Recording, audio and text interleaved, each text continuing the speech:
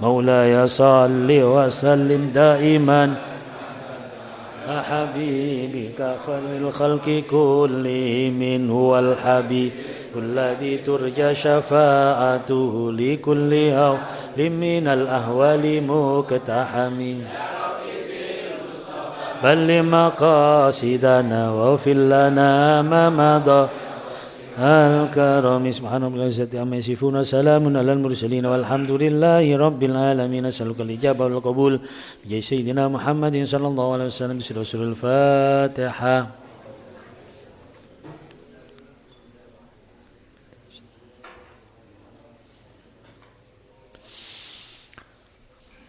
Assalamualaikum warahmatullahi wabarakatuh.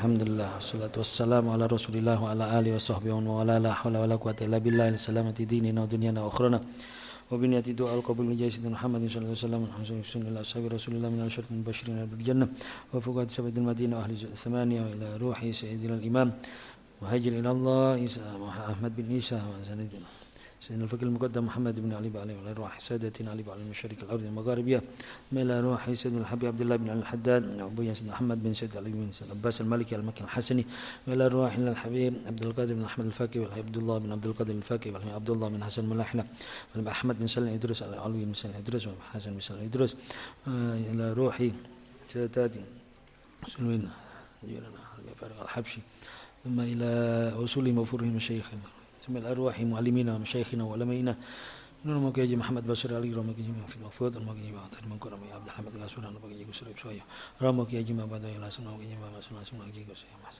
وجميع مشايخنا ووصولهم ذوي الحقوق إلى روحي رمكيجي زبير دهلان رمكيجي ميمون زبير ورمكيجي مشايخ ووصول ذوي الحقوق Muhammad Saudi wala arwahi Romo Kiai Haji Muhammad Said kita pangrangnya kita lan Romo Kiai Romli kita dengan Romo Kiai Haji Qasim Banji Romo Kiai Haji Ali Ma'sun Romo Kiai Warsum Nawawi Romo Kiai Talib Munawi Romo Kiai Ahmad Munawi Romo Kiai Zalim Munawi Romo Kiai Haji Najib Romo Kiai Masuk wa jami' masyayikh wa nabasan kerab ya ila masyayikh wa ila arwahi Romo Kiai Haji Abdullah Fakih dan wa jami' masyayikh wa nabasan kita ila arwahi Romo Kiai Haji Abdul Rahman wa jami' masyayikh wa nabasan pirang tema usulihim wa furuhim masyayikhina ثم الارواح أبي سيد الوالد أبي سيد دهلان ومن الإنسان الرحمة والشفاء مركيا ما دهلان ومنها ما دهلان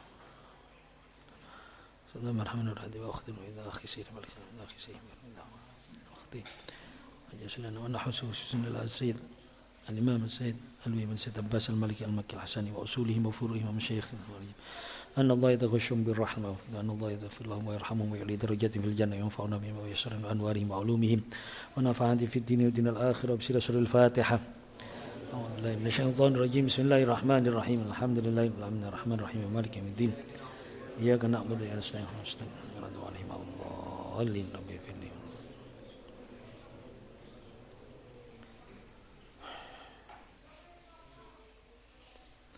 Jamaah rahimakumullah. Alhamdulillah, syukur pada Allah SWT, salawat serta salam semoga tetap terlimpahkan pada junjungan kita Nabi besar Muhammad SAW. Masih kita membicarakan hal yang berkaitan dengan sholat. Masih beberapa kali pertemuan ke depan ini masih berkaitan dengan sholat, yang ini sekali lagi menegaskan, menunjukkan pada kita bahwa sholat ini ibadah yang paling penting di antara ibadah-ibadah yang lain yang disyariatkan oleh ajaran agama kita. Sehingga di sini diharapkan kita semakin hari bertambah umur, semakin kita memperhatikan kualitas sholat kita. Ya. Karena benar-benar sholat inilah yang nanti oleh Allah SWT dijadikan media, sarana untuk kita mendapatkan ridha Allah SWT. Sholat ini sebagai barometer, tolak ukur nanti bagaimana nasib kita di akhirat. Bahkan mulai di dunia, sholat ini menjadi barometer atau sholat ini menjadi media kita untuk mendapatkan kehidupan yang baik yang disebut hayatan thayyibah. Hayatan thayyibah di sini bukan harus kaya, bukan harus punya pangkat, bukan harus alim, bukan harus punya banyak pengikut, bukan harus dihormati orang, tapi hayatan thayyibah adalah hidup yang membawa kemaslahatan dunia dan akhirat.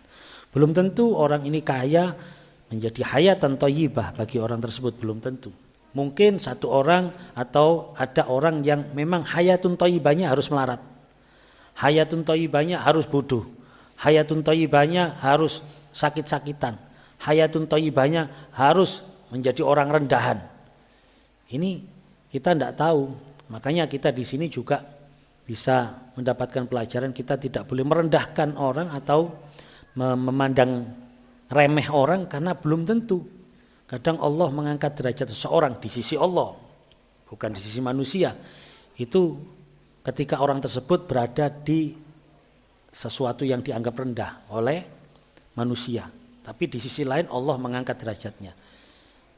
Banyak cerita-cerita semacam itu yang disebutkan orang ini tidak dikenal oleh penduduk dunia, tapi dikenal oleh penduduk langit. Orang ini tidak terkenal di antara manusia, tapi orang ini terkenal di penduduk langit atau di antara malaikat. Kenapa? Karena kualitas ibadahnya atau karena hayatan thayyibah yang diberikan oleh Allah Subhanahu wa taala. Inilah gambaran bahwa hidup di dunia ini dan juga di akhirat akan kita dapatkan kebaikan. Salah satunya Allah, ini rahmatnya Allah. Allah memberikan sarana dengan diturunkannya perintah sholat. Masya Allah, sholat ini sebuah anugerah yang luar biasa bagi kita. Sholat ini sesuatu yang ringan. Sholat tidak ada yang mengatakan berat. Ayo kalau kita lihat secara lahiriah saja, apa yang berat dari sholat? Secara gerakan sholat tidak berat. Saya tidak pernah melihat orang sholat sampai mendelik-mendelik, menggeh-menggeh, sampai gobios, sampai meyek-meyek. Tidak ada. Sholat bisa dilakukan dengan santai, tanpa ada pemaksaan atau pembuangan energi besar-besaran. Tidak, ringan sholat. Gerakan sholat, bahkan gerakan-gerakan sholat itu banyak sekali yang bersifat sunnah atau afdholiyah, sehingga ketika seseorang tidak mampu melakukan gerakan itu, orang tersebut boleh tidak melakukan gerakan itu. Ini dari segi bagaimana gerakan sholat secara fisik sangat ringan. Waktunya Masya Allah, kita sudah mempelajari bagaimana waktu sholat begitu luangnya. Ada waktu afdol ala waktiha, ada waktu-waktu yang diperbolehkan, waktu ikhtiar, waktu bagaimana kita bisa memilih waktu, oh saya sempatnya jam sekian, saya sempatnya jam sekian, boleh. Waktu-waktu itu diberikan kelonggaran oleh Allah Subhanahu wa taala, walaupun kita harus berusaha untuk sholat pada tepat pada atau di awal waktu, bukan tepat pada waktunya. Tepat pada waktunya ya duhur jam loro ya tepat waktunya, wong itu waktu duhur. Ya. Cuma di awal waktu itu afdolnya. Tapi itu sebuah kelonggaran. Apalagi isya, oh kate sholat jam 1 bengi ya iso. Kate sholat jam 2 bengi ya iso, masih banyak waktu. Ya. Ini merupakan keringanan. Ya. Belum lagi durasi sholat yang begitu ringan, durasi sholat yang begitu pendek. Sholat kita laksanakan paling 10 menit satu kali sholat. Ini sebuah durasi yang sangat pendek untuk sesuatu yang menghasilkan hal yang besar untuk dunia dan akhirat kita. Sangat ringan sekali. Hanya 10 menit, butuh waktu 10 menit dengan pilihan waktu yang banyak. 10 menit, Masya Allah, bisa membawa kita mendapatkan ridhonya Allah SWT. Bisa merubah kehidupan kita, bahkan bisa merubah karakter kita. Inna sholata tanha anil fahsya'i wal munkar. Sholat bisa merubah karakter kita. Karakter yang dulu liar bisa menjadi jinak, bisa menjadi terarah. Karakter yang senang berangasan bisa menjadi tenang dengan sholat yang diterima oleh Allah SWT. Ringan, durasinya ringan, waktunya bisa milih. Sehingga kalau kita sering menghitung ini ya, supaya masuk dalam otak kita, supaya kita ketika melakukan sholat itu tidak ada rasa berat. Sholat yang begitu hebat, awwalu ma yuhasabu bil abdu yaumal qiyamah, yang pertama kali dihisab oleh Allah kelak di akhirat terhadap seorang hamba, bahkan nanti bisa menentukan wa idza sholuhat faqad aflah wa idza fasadat khaba wa khasira. Kalau sholatnya baik pasti sudah orang ini akan selamat di akhirat. Bahkan dengan sholat yang baik, sholat yang dinilai baik oleh Allah akan berpengaruh pada nilai-nilai ibadah yang lain.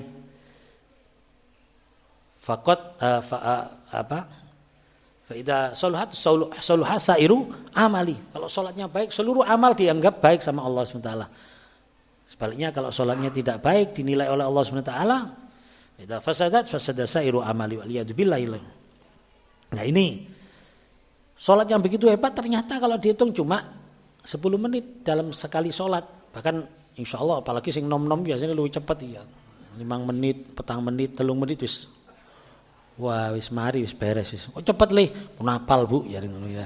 Iki saking apanya ngelontoke sampai koyo ngono ya.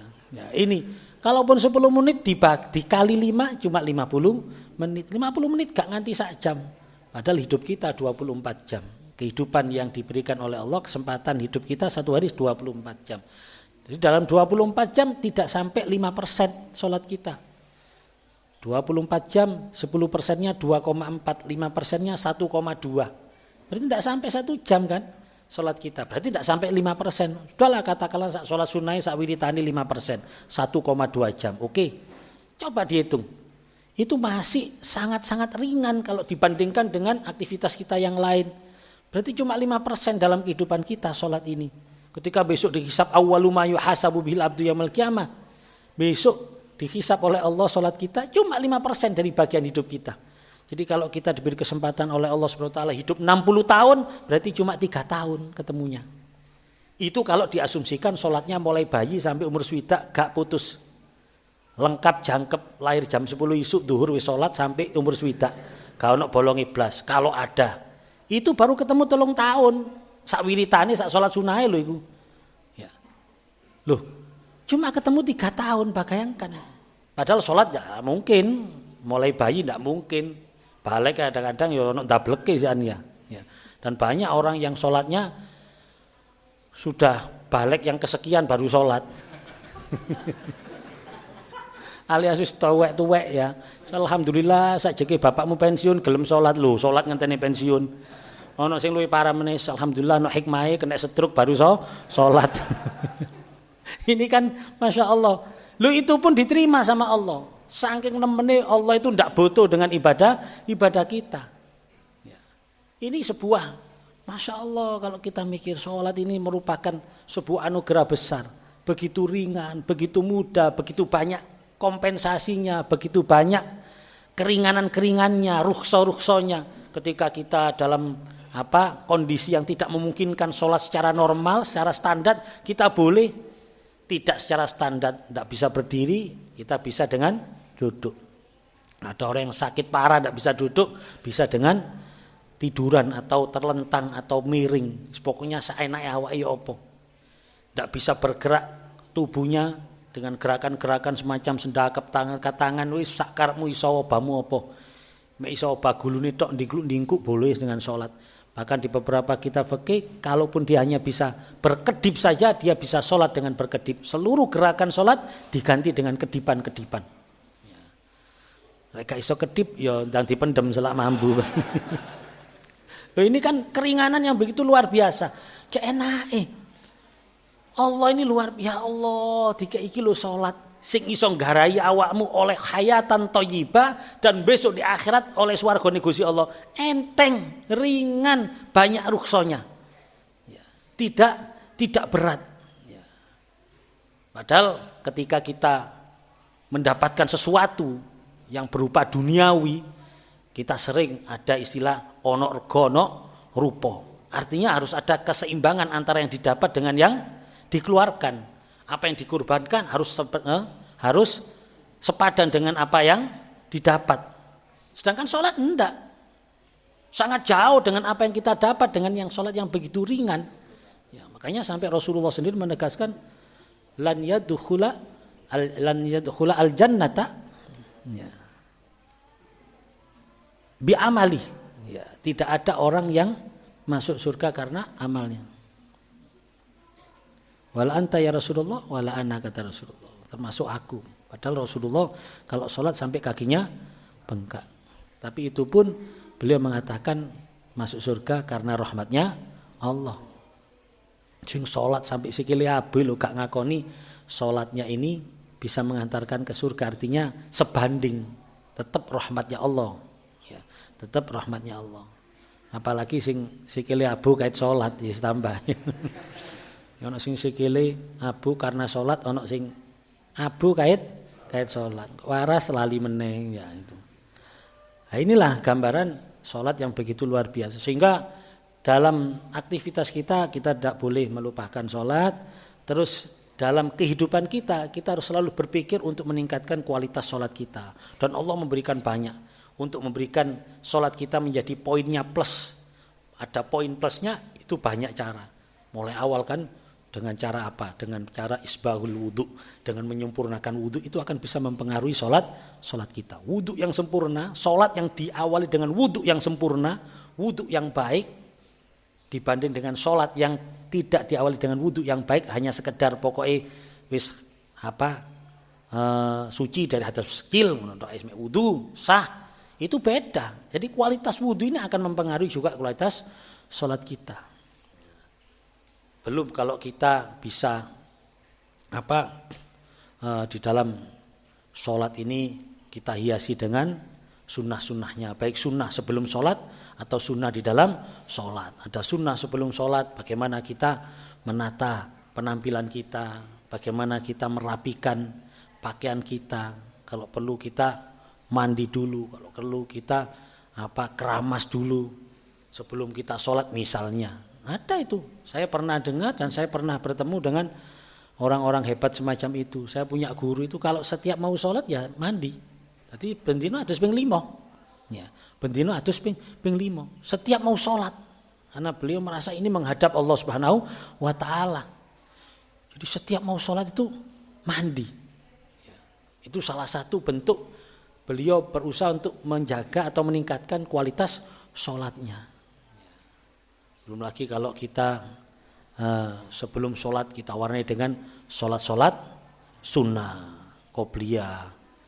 Terus setelah itu ba'diyah. Itu juga termasuk salah satu cara kita meningkatkan kualitas sholat kita. Ya.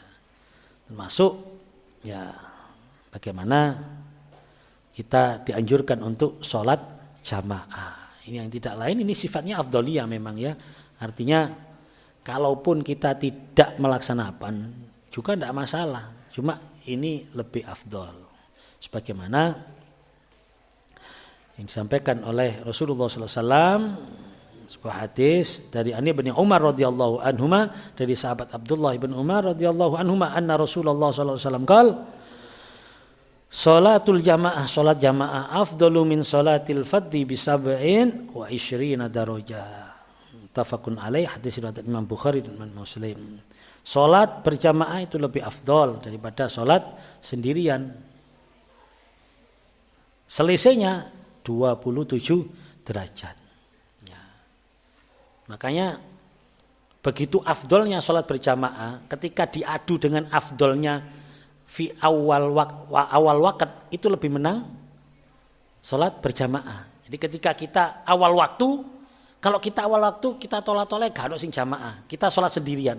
Dengan kita menunggu bahkan rodo akhir, kalau kita memastikan dapat jamaah lebih baik kita nunggu untuk dapat jamaah. Jadi kalau ditandingkan dengan sholat awal waktu dengan sholat berjamaah itu masih menang sholat berjamaah. Boleh kita sampai misalnya waktu akhir, misalnya ya waktu akhir iki sholat pas adzan kok durung ono sing sholat, durung ono sing sibuk kabeh wong.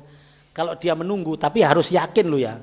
Yakin rek ancene aku ngenteni engko jam-jam 1:30 ono wong aku iso sholat berjamaah, itu lebih baik menunggu sholat berjamaah. Tapi kalau spekulasi yo muga-muga ya ono, arek muga-muga ono aja ngono. Lebih baik awal waktu, harus memastikan, harus ada keyakinan, bukan sifatnya dzon. Kalau dzon itu kira-kira, spekulasi, itu ndak boleh. Ya, tapi kalau ada keyakinan, aku yakin iki karena iki engko rek jam 1:30 iki sing teko kene, teko pasar misalnya atau pabrike waya istirahat terus aku iso sholat bareng dengan jamaah, itu lebih baik milih jamaah. Ini saking pentingnya sholat berjamaah. Ya, makanya kita berusahalah semaksimal mungkin sholat ini jangan sampai sholat sendirian.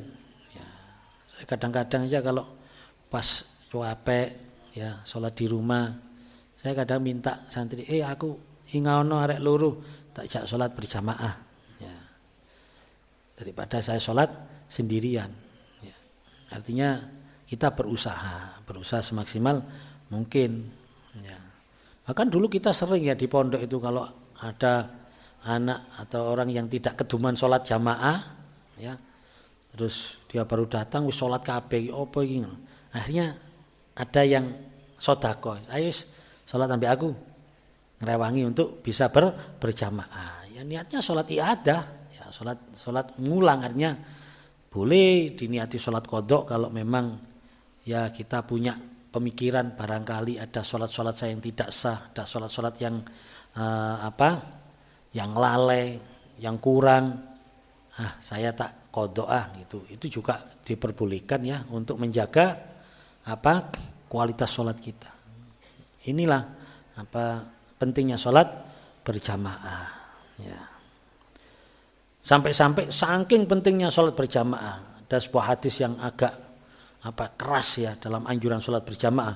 Wa an Abi Hurairah radhiyallahu an Rasulillah sallallahu alaihi wasallam qala walladzi nafsi biyadihi laqad hamamtu an amura bihatabin fayuhtatab thumma amura bis salati fayu'adzana laha thumma amura rajulan faya umman nas thumma ukhalifa ila rijalin fa uharrik alaihim buyutahum. Muttafaqun alaih. Hadis riwayat Bukhari Muslim.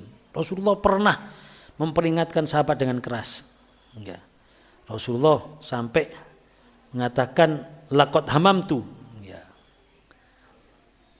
Keinginan ya ai aradtu walakinahu lam yaf'al. Keinginan tapi tidak mungkin dilakukan. Ya, jadi saking menunjukkan ya? Kan biasa ya gaya bahasa seperti itu ya. Untuk menekankan itu gaya bahasa biasa seperti itu. Untuk ndudono cek gak iloke anakku iki. Oh kon iso tak untal meneh kon lah. Itu kan gak mungkin diuntal meneh ya. Mosok muni gedene diuntal ya. Artinya itu keinginan yang tidak mungkin dilakukan, tapi ini pressing menunjukkan begitu kuatnya anjuran ini. Kata Rasulullah, saya ini sungguh telah ingin menyuruh orang-orang mengumpulkan kayu bakar, kemudian memerintahkan orang-orang untuk melaksanakan sholat. Saya memerintahkan orang untuk mengimami sholat itu, dan saya mencari wong-wong lanang sing gak gelem berjamaah tak obong omahe, tak goleki pas sholat berjamaah. Rasulullah izin, wis komat komat, marang ngono Rasulullah keliling goleki omahe wong Islam sing ndek kono ana wong lanang gak gelem jamaah, kate diobong omahe. Ya tapi tidak pernah dilakukan oleh Rasulullah ya. Ini makanya ini salah satu dalil, ini salah satu yang digunakan oleh satu mazhab, saya lupa ya, mazhab Hanafi atau mazhab Maliki atau mazhab Hambali, pokoknya mazhab Syafi'i, yang menjadikan salah satu imam lah ya, yang menjadikan dasar bahwa yang namanya sholat berjamaah itu hukumnya wajib. Wajib.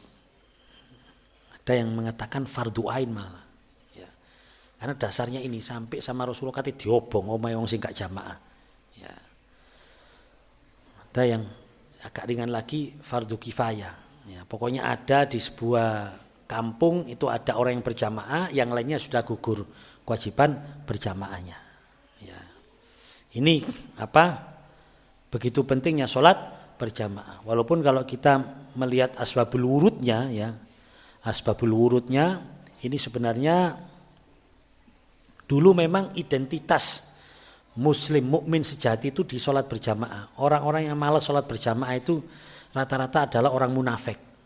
Orang munafik inilah yang disebut orang-orang yang musuh dalam selimut, yang sering menjadikan duri dalam daging, sering menjadikan merugikan umat Islam. Itu orang munafik zaman waktu itu.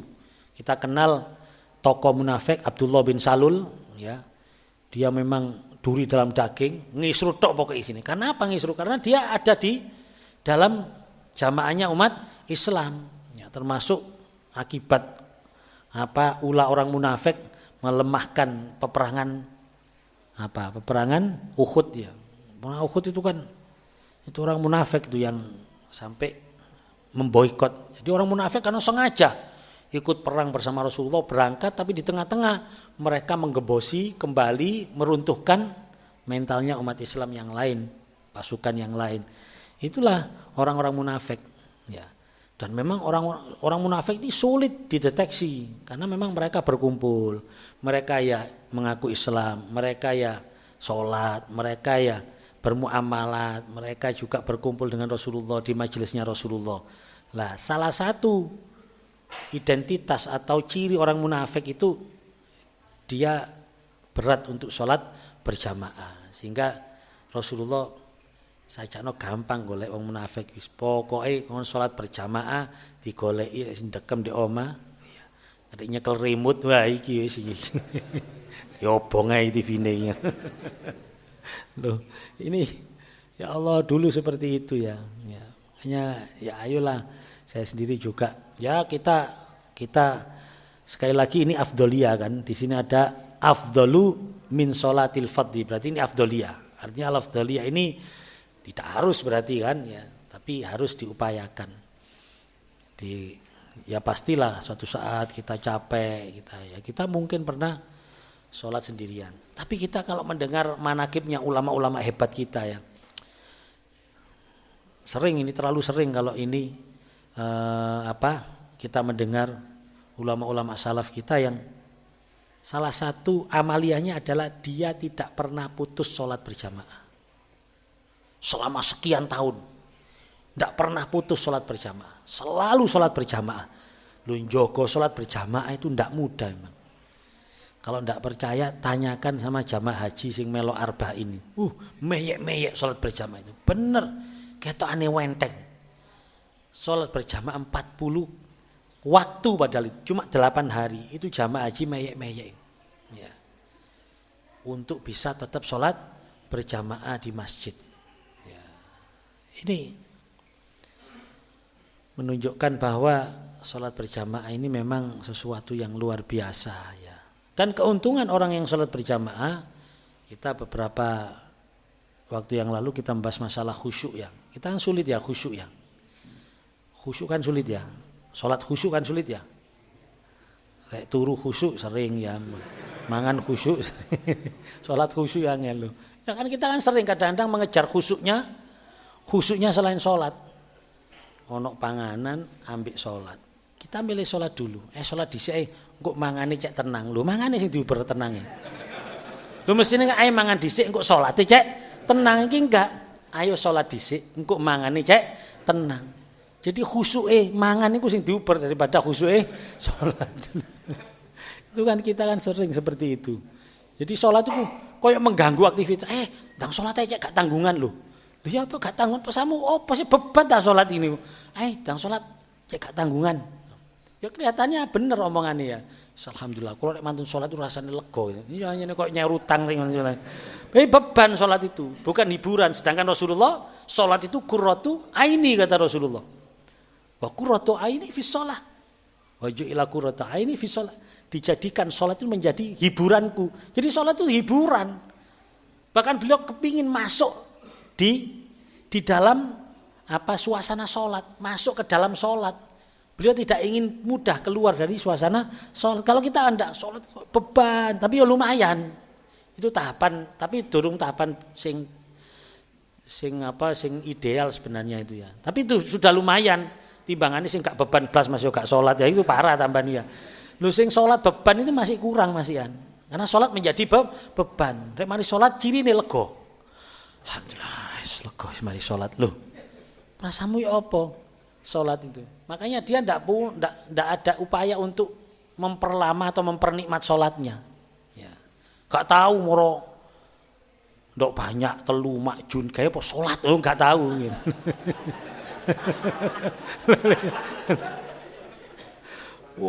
Ndok banyak makjun dikai sholat enggak. Ane digawe ini ngucut. Ini kan berarti kan bukan target kenikmatan Mas Ian ya. Jadi masih target beban. Ya, ini insya Allah rata-rata sholat masih menjadi beban. Ayo kita delay alon-alon ya. Saya sendiri juga berusaha menikmati sholat. Sing sekiranya seperti ketika kita menunggu sesuatu yang membahagiakan kita. Sehingga kita tidak sabar. Aduh kapan kok gak toko-toko sih seperti itu loh. Kalau kita kan enggak. Loh kok cepet moro-moro adzan asar ya ngono. Merasane koyo cepet. Jare anake dielingno, "Pak, sampean nduring mau jam 2:30." Mulane cepet moro asar, jane nduri 2:30. Telu. Oh iya tang ngono. Iya. Nek sampean ndure mau jam 11:30 ya suwe sih iso turu sih. Nah, ini artinya masih jadi beban. Saya sendiri juga kepingin. Saya masih belum. Sampean tambah nemen durung ya. Aku aku durung asli. Saya ya Allah, kapan ya saya bisa menjadikan sholat itu sesuatu yang menghibur saya, yang saya tunggu-tunggu, yang menjadi sesuatu yang memberikan kegembiraan untuk saya sehingga sholat rek krungu adzan Allah adzan rek asik iki. Seperti itu kepinginnya. Tapi insya Allah lah kalau kita punya mindset ya, kita punya cara berpikir seperti itu, insya Allah suatu saat sama Allah dikasih, tidak usah khawatir. Sehingga kita yang sekarang sudah sholat ini masih belum merasa benar, masih belum merasa sempurna. Aduh, sholatku sih tadi ban, gak bener iki. Aku kepingin sholat itu tadi qurrata aini, jadi sesuatu yang membahagiakan, sesuatu yang saya tunggu-tunggu. Ya, ini bahkan para sahabat itu saking senengi sholat itu pas wudhu tak gue seneng pisan. Karena wudhu kayak sholat ya senengi luar biasa. Jadi kebahagiaannya itu ketika mendengar adzan, ketika wudhu itu sudah bahagia terus itu. Sampai masuk waktu sholat. Sayyidina Ali sampai seperti itu ya, kita sudah pernah membahas. Ketika mendengar waktu sholat, datang waktu sholat itu gemetar terus apa? Sampai wajahnya itu berubah. Saking bagaimana wibawanya sholat, bagaimana kedudukan sholat dalam hati atau dalam kehidupan beliau. Ini yang masih belum kita dapatkan dan insya Allah kita perjuangkan terus. Insya Allah kita harus yakin ya Allah. Pokoknya saderenge kula sedo Gusti jenengan dadosaken sholat ini sebagai penghibur hati saya. Ya, sehingga bukan tidak mungkin Allah SWT mentakdirkan kita pas dicabut nyawa kita dalam kondisi sholat, dalam kondisi kita mempersiapkan sholat pas wudhu misalnya, dalam kondisi kita di atas sajadah, dalam kondisi kita selesai menikmati sholat. Nah, itu kan Allah nanti yang memberikan itu semuanya. Yang penting dalam hati kita, pikiran kita harus seperti itu. Sholat ini sesuatu yang luar biasa. Sholat harus menjadi kebahagiaan saya. Sekarang belum, terus kita usaha, minta sama Allah. Terus yang menjadikan itu semua Allah kok. Kegembiraan, kebahagiaan itu ada dalam hati. Ya muqallibal qulub, Allah yang membolak-balikkan hati. Ya, kita harus yakin saja. Yang penting kan mindsetnya ada di sini. Otaknya sudah terisi bahwa sholat harus menjadi bagian dari kebahagiaan hidup saya. Nah, ini ya. Ini saking pentingnya sholat. Nah, sehingga kita berusahalah semaksimal mungkin sambil ya doa ya, saling berdoa, saya doakan, kita berdoa bersama-sama, saling mendoakan supaya benar-benar sholat ini menjadi sesuatu yang paling penting dalam kehidupan kita. Ya. Kan Rasulullah SAW diceritakan oleh Sayyidah Aisyah, kalau datang waktu sholat, Rasulullah seperti orang lain, seperti orang asing, tidak kenal sama kita tidak bisa mengenal Rasulullah. Walaupun dalam kondisi waktu itu ngobrol guyon, sedang bercengkrama dengan keluarga, ketika mendengarkan waktu adzan atau ketika masuk waktu sholat, langsung Rasulullah berubah, seperti tidak kenal kita.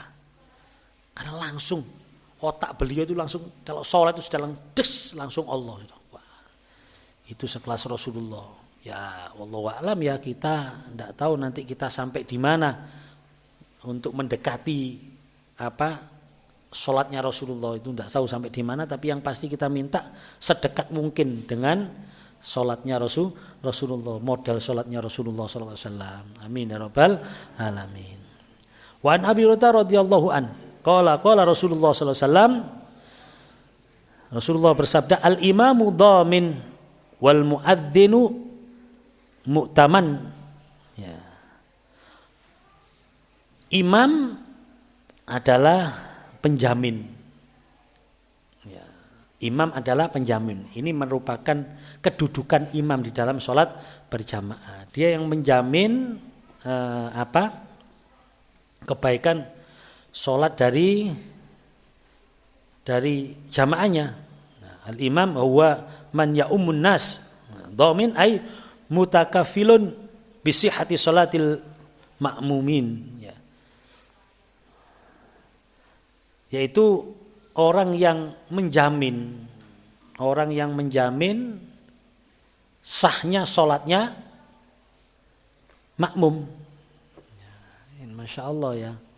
Ini kedudukan imam. Artinya kalau di sini ditunjukkan kedudukan imam, berarti ini anjuran untuk sholat berjamaah. Karena kalau ada imam berarti ada makmum, berarti ini adalah berjamaah.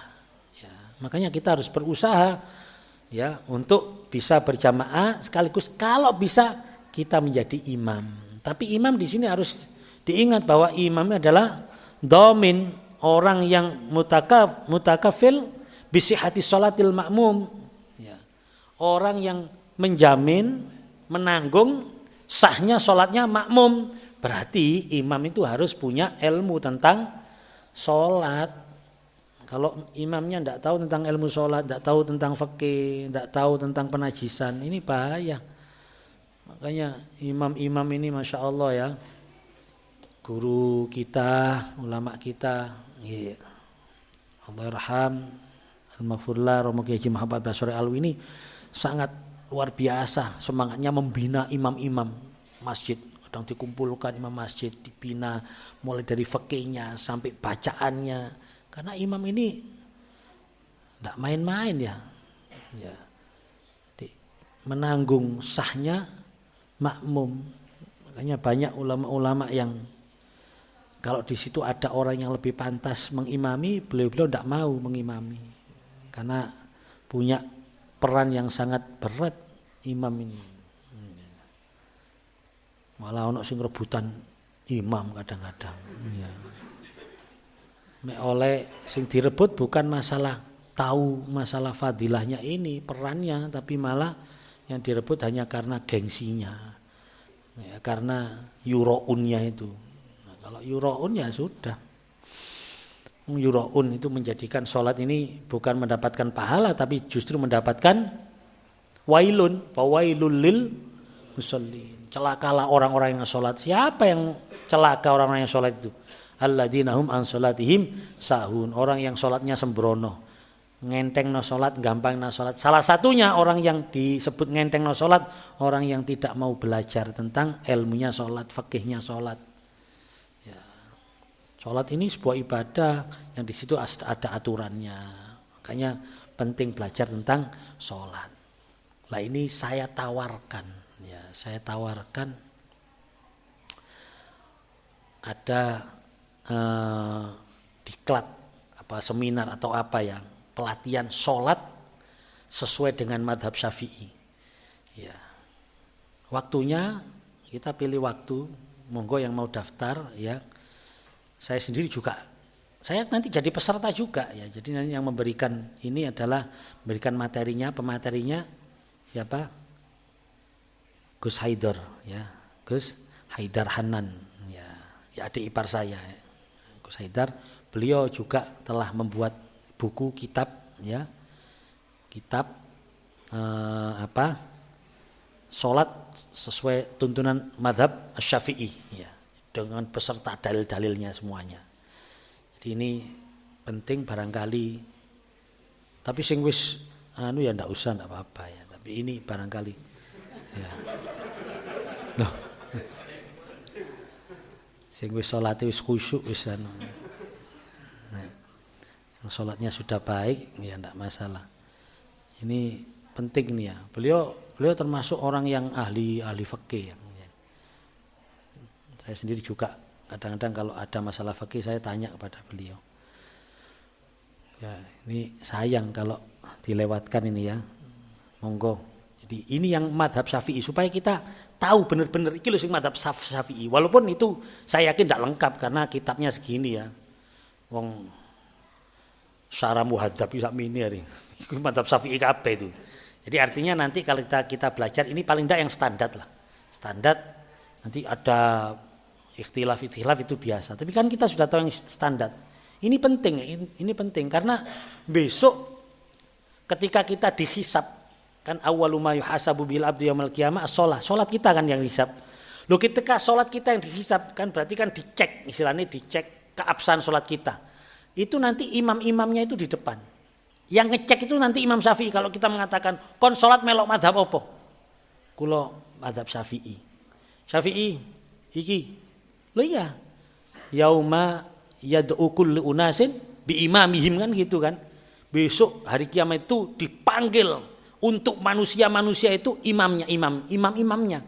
Makanya kita disuruh ikut madhab itu ini dasarnya. Ojo karepe dhewe. Kita harus ikut madhab karena kita tidak bisa ijtihad sendiri.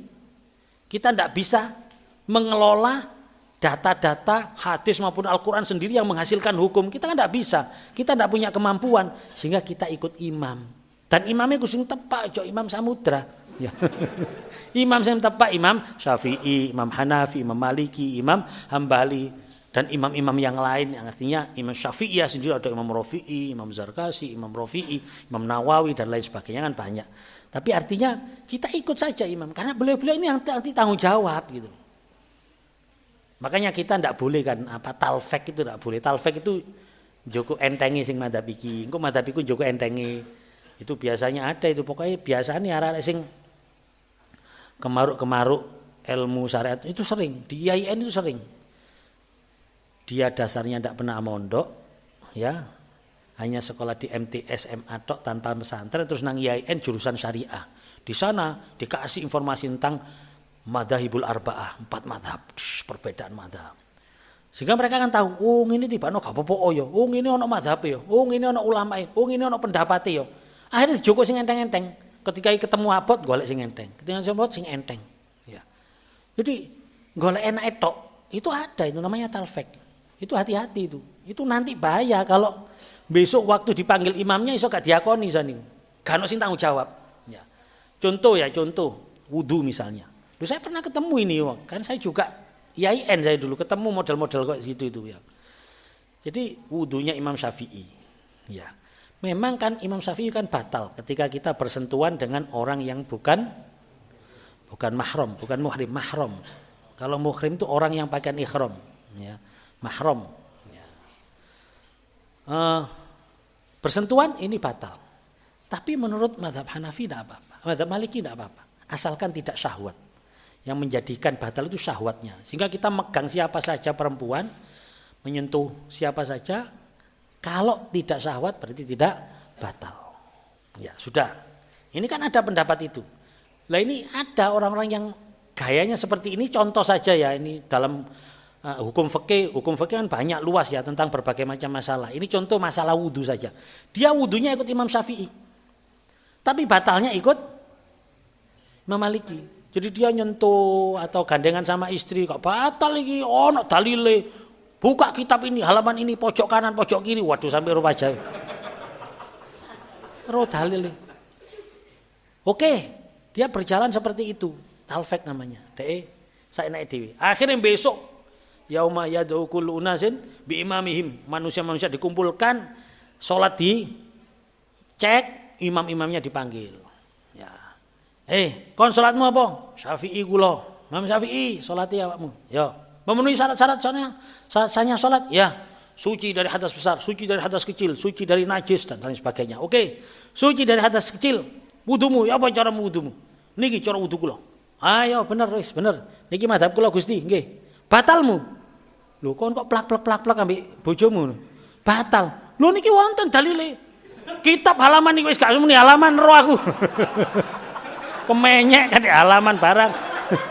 Wis, melok sapa kon? Melok Hanafi. Lho Gusti rek konten kula angkat tangan Gusti. Niki batal menurut kula. Menurut kula batal berarti ndak sah menurut kula. Kula angkat tangan nih, senes niki. Kula mboten. Dek Hanafi. Hanafi ditekakno. Napa Imam Maliki? Imam Malik, iki jarene kula nderek jenengan batale. Kon batale melok aku. Wudumu ya apa? Ngeten wuduku. Oh gak sah wuduku. Wuduku gak ngene. Imam Syafi'i ngene tok sebagian kepala. Rek aku kudu kabeh. Dan ini ndak hanya dikelucur, kudu digosok. Kon gak melok aku. Gusti kula mboten derek-derek. Niki ancene mbuku kula mboten batal, tapi dia ilus kula hukumi dereng wudu. Kok muni batal? Wudune mong dereng kok batal. Berarti kula mboten derek-derek. Bingung akhire deh. Wis, saiki kon imam sapa? Nggih Imam Samudra mon nek wonten. Ya wis, surgane isine bom tok.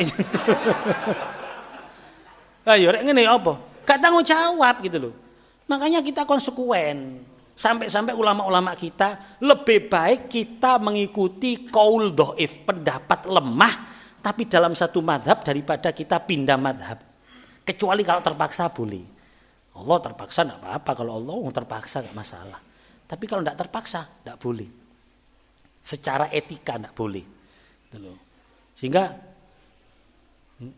saya pernah ketemu sama ulama yang ngumpulno pendapat-pendapat doif. Jadi dalam segala bab fikih itu sing doif dikumpulno, sing doif inda Syafi'iyah, menurut Imam Syafi'i dikumpulno.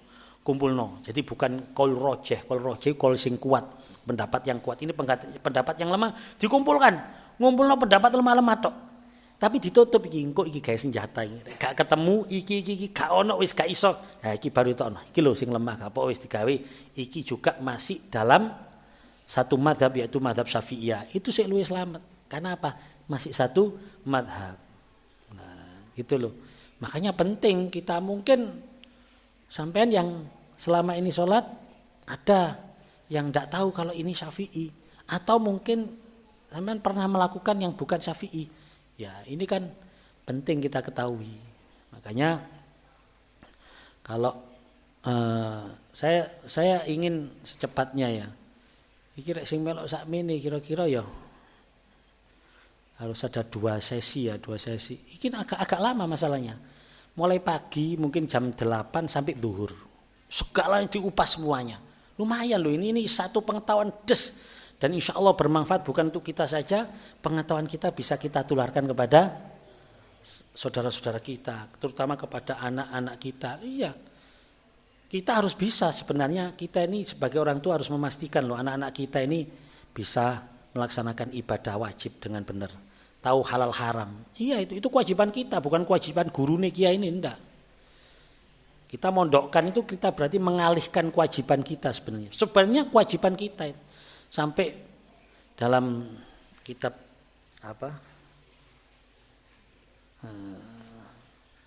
Manhajus Sawi kalau tidak salah disebutkan, ada salah satu ulama kita yang mengatakan kalau ada orang tua yang tidak mengajari anaknya atau tidak mengusahakan anaknya untuk mengerti bagaimana cara beribadah kepada Allah yang wajib, terutama masalah sholat, tidak mengerti tentang halal haram, tentang halal yang dilarang oleh agama dan yang dianjurkan oleh agama, maka orang tua semacam ini adalah orang tua yang disebut faqad khonuhum wa ghashuhum wa dhalamuhum.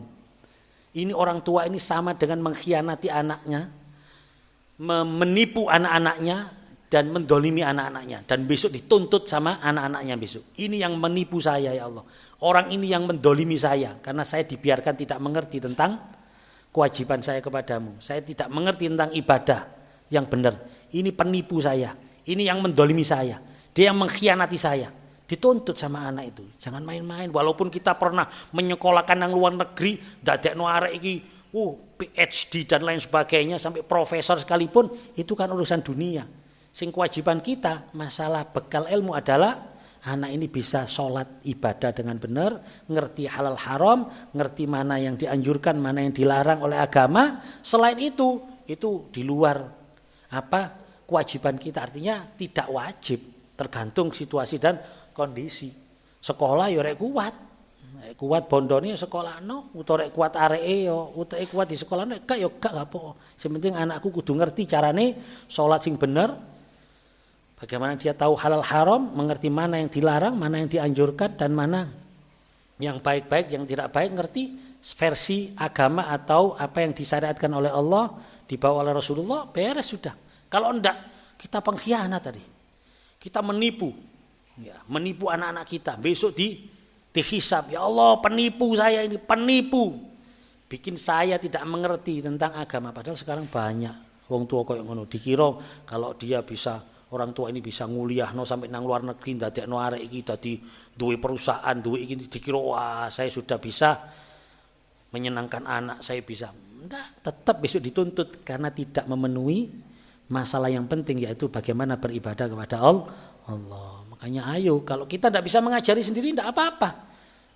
Orang-orang dulu banyak yang tidak mengajari anaknya sendiri, tapi kita harus memperjuangkan anak-anak kita supaya mendapatkan pengajaran, diterang nang guru-guru, nang madrasah diniyah, nang ustadz, kiai, TPQ, TPA, pondok pesantren. Niki kula mboten saged ngulang piyambak. Kula serahkan. Loh ini Harus itu. Ya, supaya kita tidak disebut pengkhianat, ya. Supaya kita tidak disebut penipu anak-anak kita. Ya. Nah, ini ya. Dan muadzin itu mu'taman, orang yang dapat dipercaya, yang diberi amanah. Sampai Allahumma arsyidil a'immah waghfir lil muadzinin. Ini doanya Rasulullah kepada seluruh imam. Setiap orang yang menjadi imam, dia pasti mendapatkan doanya Rasulullah. Karena doanya Rasulullah ini doa umum, doa sepanjang zaman. Rasulullah sendiri yang berdoa setelah memberitahu bahwa imam adalah penjamin jamaahnya, kemudian orang yang adzan ini adalah orang yang dapat dipercaya, karena orang adzan ini kan yang dijadikan patokan waktu sholat atau tidak. Ya, orang yang adzan itu gak oleh syukur suaranya enak, dia harus tahu waktu. Ya kalau sekarang enak karena delok jam tok kan ya. Kalau dulu kan masih gencet apa kuwi ya, sama bayangan matahari kan ngitungnya kan dulu. Sekarang kan enggak. Enak karek delok jam tok, ada Muslim Pro karek mulai adzan adzan, ada waktu sholat sepanjang tahun. Ya sekarang enggak repot. Saya sendiri beberapa kali ke luar negeri enggak repot. Muslim Pro buka waktu sholat tanggal sekian di daerah ini. Metu kabeh san. Kita enggak perlu bingung sudah. Kita delok tak jam tok men. Jam sak mene berarti wis mlebu waktune. Jam sak mene berarti wis mlebu waktune. Enak. Ya, tapi tetap orang adzan ini menjadi patokan, bukan hanya sholat ini berkenaan dengan sahur sampai buka loh. Ya. Loh iya keliru adzannya kecepatan. Wong adzan sik percobaan. Allahu Akbar kene wis nguntal percobaan loh. Iki kene ngelek kurang ajar wong. Lah iki bahaya iki wong adzan ini dipercaya masalah ini ya. Rawahu Abu Dawud wa Tirmidzi wa Ibnu Huzaimah wa Ibnu Hibban fi sahihaihima. Inilah nanti masih banyak tentang sholat. Insyaallah kita akan membahas terus sampai benar-benar masuk, bisa merubah kita, otak kita tercuci sampai tek mandes bahwa sholat adalah hal yang paling penting dalam kehidupan saya. Sholat adalah sesuatu yang membahagiakan saya sampai otak kita masuk seperti itu. Insya Allah sudah kita akan sholat dengan nikmat, dengan khusyuk, dan insya Allah inilah yang menjadi anugerah terbesar kita ketika kita bisa menikmati sholat, ketika kita bisa khusyuk dalam sholat, ketika kita bisa menjadikan sholat ini sesuatu yang terpenting dalam hidup kita. Tidak usah khawatir, di dunia kita akan diberi hayatan thayyibah, di akhirat kita akan diberi surganya Allah Subhanahu wa taala. Amin ya rabbal alamin. Demikian mungkin pada malam ini yang bisa kita bahas, semoga ada guna dan manfaatnya. Kurang lebihnya saya mohon maaf yang sebesar-besarnya. Wallahu a'lam bishawab. Walafu minkum. Subhanakallahumma hamdika asyhadu an la ilaha illa anta astaghfiruka wa atubu ilaik. Subhanakallahumma hamdika asyhadu an la ilaha illa anta astaghfiruka wa atubu ilaik. Subhanakallahumma hamdika asyhadu an la ilaha illa anta astaghfiruka wa atubu ilaik. Assalamualaikum warahmatullahi wabarakatuh.